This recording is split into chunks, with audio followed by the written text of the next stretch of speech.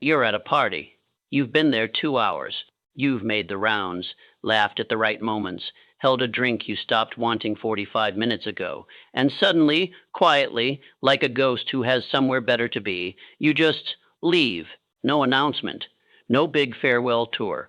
No tapping 20 people on the shoulder to say, okay, I'm heading out, while they do that thing where they grab your arm and say, no, stay. And you have to perform the ritual of pretending you might actually stay. You just vanish. Coat on, door closed, cold air, freedom. And honestly, it was the highlight of your night. There's even a name for it now: the Irish goodbye, the French exit, the ghost.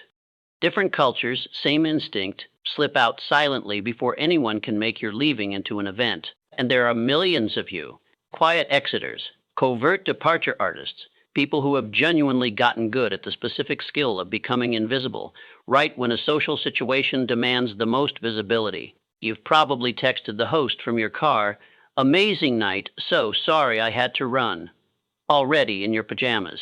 You've perfected the I'll be right back face that means I am absolutely never coming back. You've said goodbye to the dog 3 times and the human zero. And here's the thing: people who do this aren't rude. They're not antisocial.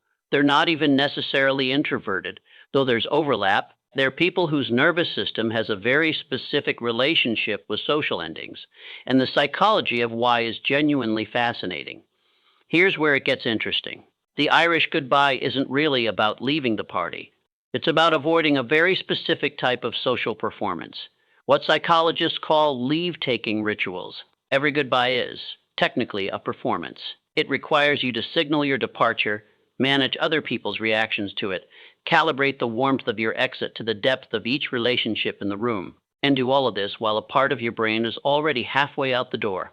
For most people, this is mildly taxing. For quiet exiters, it registers as exhausting, sometimes even dreaded, because they're not just saying goodbye. They're running a complex social calculation in real time. How long does this goodbye need to be? Will they be offended if it's short? Do I need to explain why I'm leaving? What if they ask me to stay? What's my face supposed to do right now? And the Irish goodbye bypasses all of it. One elegant maneuver that eliminates an entire category of social friction. It's not avoidance for the sake of avoidance. It's efficiency. And for a certain type of brain, efficiency in social situations isn't laziness, it's survival. But this is the part nobody talks about. The silent exit isn't just about introversion or social fatigue. Research into social behavior suggests something more specific at play, and it has to do with how certain people relate to being watched in moments of transition. Think about it. A goodbye isn't just an ending, it's a spotlight. Suddenly, every person in the room who notices you leaving is briefly directing their attention at you, forming an impression, reacting. The goodbye makes you the subject of observation at exactly the moment your social battery is at its lowest. For people who are naturally more self-monitoring, more aware of how they're being perceived, this is genuinely uncomfortable, not in a dramatic way, just in a, I would very much like to not be the center of attention right now and also ever kind of way. The Irish goodbye isn't about not caring about the people you're leaving. It's about not wanting to perform your leaving for an audience when you have nothing left to perform with. And this changes everything, because here's the real mechanism underneath. Psychologist Mark Snyder developed the concept of self-monitoring in the 1970s, the degree to which people observe, regulate, and control the image they project in social situations. High self-monitors are constantly managing their presentation, reading the room, adjusting, calibrating. And here's the key insight: high self-monitoring is cognitively expensive. It takes real mental energy to run that social awareness process for hours at a stretch. By the end of a long social event, a high self-monitor isn't just tired, they're genuinely depleted, like a phone that's been running too many apps in the background and is now at 4% battery. The goodbye round requires you to spin up that performance engine one more time, to be on for each farewell, to generate the appropriate warmth and timing and tone for each specific relationship. For someone already running on fumes, that's not a small ask. The silent exit is the high self-monitor's way of protecting the last 4% of battery. Not for themselves, but so they don't give everyone a worse goodbye than they deserve. Genuinely. That's often the actual logic. Better to leave cleanly than to give everyone a tired, hollow version of a proper farewell. So let's just say this plainly, because it needs to be said. If you're an Irish goodbyer, you're not being rude. You're not being cold.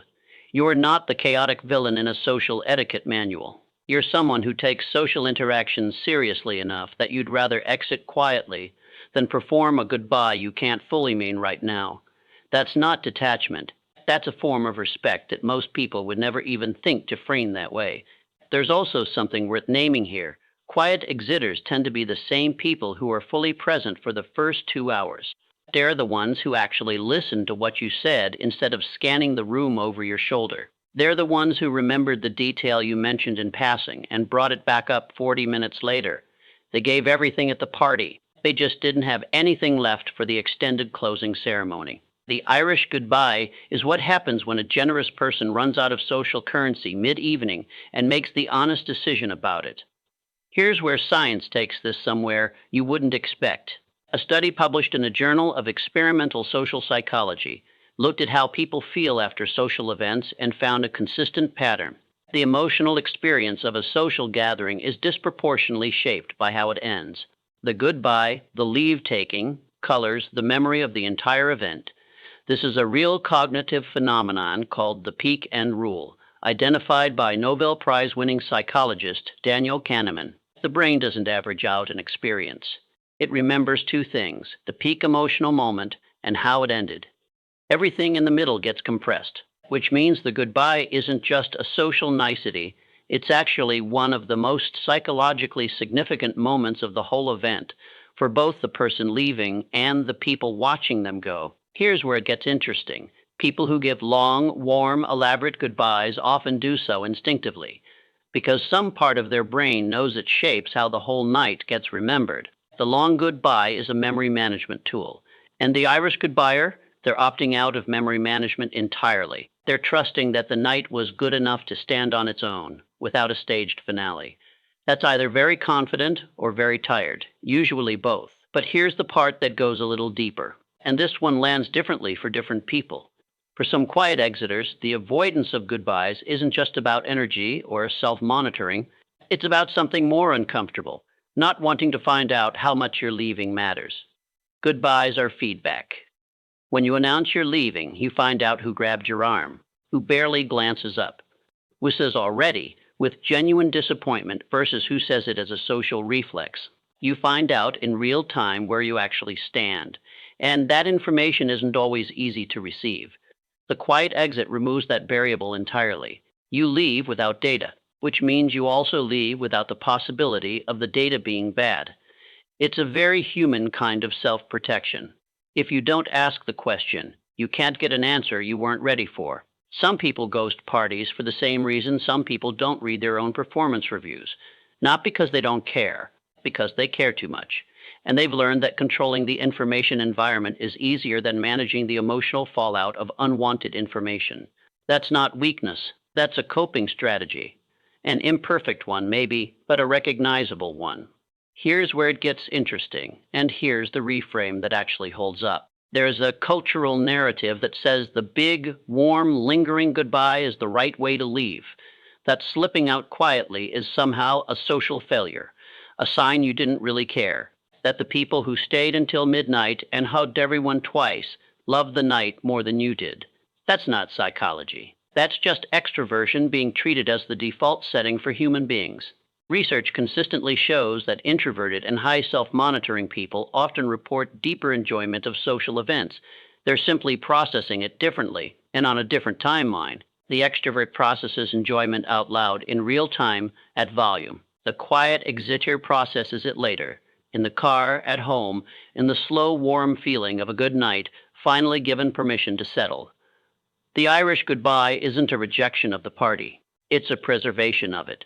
You left before it could get worse, before you got too tired to remember it fondly, before the goodbye round could flatten the warmth of everything that came before it. You didn't leave early. You left right on time for you, and you trusted the night enough to not need a formal closing argument. Here's what's actually true about the people who leave without saying goodbye. They were there, genuinely fully there, for the part that mattered. They made eye contact. They listened. They laughed at the real moments, not the performed ones. They were present in a way that a lot of louder, longer staying people weren't. They just didn't stay for the credits. And maybe that's okay. Maybe a quiet exit after a full evening isn't a social failure. It's a person knowing themselves well enough to leave before they become a diminished version of who they were 2 hours ago. The coat grabbed at the right moment. The door closed gently. The cold air, the car, the quiet. Not a goodbye. Just a graceful end to something that was genuinely good. Some things don't need a grand finale to have mattered. If this felt like someone finally understood something about you that you've never quite been able to explain, there's a reason this pattern exists in you specifically. It connects to how your brain processes social energy, where that pattern likely formed, and why certain types of people develop it and others never do. That video was right here. And if the Irish goodbye made sense to you, what comes next is going to feel like the missing piece.